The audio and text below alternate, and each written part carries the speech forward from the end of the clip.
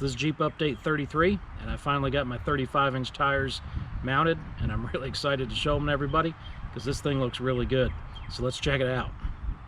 All right, here's the Jeep from the side, and from the side it looks great. Got plenty of wheel well clearance in the front and the rear. Let me show you that in a little more detail. So I'll turn these tires a little bit so you can see, but there's still plenty of clearance there. And I imagine if you were really going heavy off-road, you might rub a little bit right there, but I think it's perfect for my purposes. So the back tire looks good as well, plenty of clearance there. So I got the full-size spare on the back of the Jeep, and plenty of clearance for the rear bumper there. I was a little worried about that because at one point I cut that spare tire carrier apart and I moved that bracket up to accommodate a larger tire, and it just worked perfectly. So here's what it looks like from the front, and it just really looks good from the front, and these tires do a real good job at filling up those wheel wells. Here's what the other side looks like. Plenty of room in that wheel well there, even with the tire turned this way. No problems, even at full turn. And the rear tire over here looks really good too. So the height that I've gained from both the suspension and the new tires is really incredible. So I put the 4-inch BDS lift on.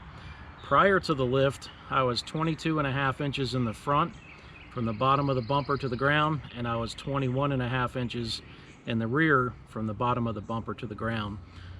I kept the 33s on there, but with the new lift, the 4-inch lift, I went up to about 26 inches in the front and 26 inches in the back. Once I added the tires and went from 33s to 35s, I went up about 2 inches in the front to 28 inches now, and I'm about 27.5 inches in the rear. So really an incredible amount of height gain by putting on a 4-inch lift and adding some bigger tires.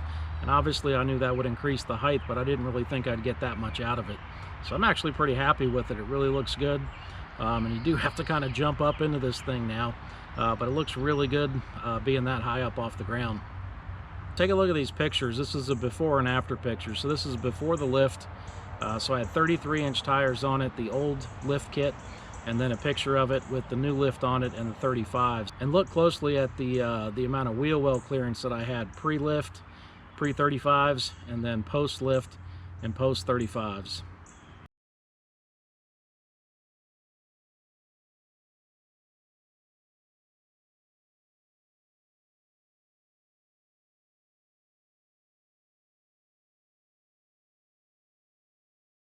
So I think those pictures really illustrate the before and after of this Jeep.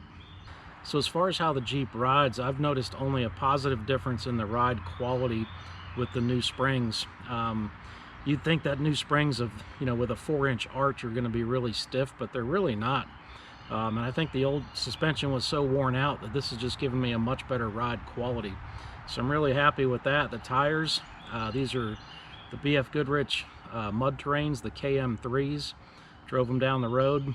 They're not loud at all. I thought they would kind of sing to you as you're driving down the road like a mud tire would, but they're very quiet.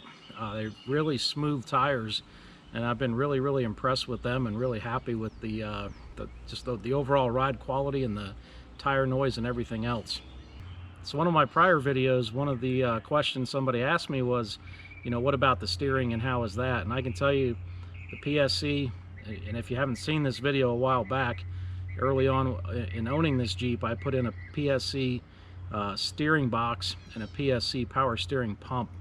And I've had zero problems with my steering. I have absolutely no slop. It's very tight, and I didn't notice a difference at all between the 33s and the 35s as far as steering goes. So my Jeep has the 258, straight 6, and I thought I would notice a loss of power putting these 35s on here and putting the 4-inch lift on, but I really haven't noticed any loss of power at all. Going from 33s to 35s, I did change the gears out to 410 gears, and no noticeable loss of power at all. And like I said before, I think the Jeep actually rides better. So overall, I'm really happy with the Jeep. I'm really happy with the way it looks. couple of things about the suspension lift in the shop I had it done at that I didn't care for, but I've fixed, I think, 2 of the 3 issues. I've got 1 left to fix, and I'll get to it eventually. But really happy with the way the Jeep looks, and cosmetically I really feel like I'm done with the Jeep. I don't want to do anything else to it from a cosmetic perspective. And really the last thing to do is to make that big decision, and the big decision is whether or not to drop a 350 motor in here and pull out this tired, 258 straight 6 that I've got in there. It would involve quite a bit, and it would involve quite a bit of money as well. But that's next up on the list, and that's something I'm going to look into and do some, I've already done a lot of research, so it's just something I got to think about and see if it makes sense to do it. So if you have an opinion about the 350 swap, let me know. Throw it down in the comment section.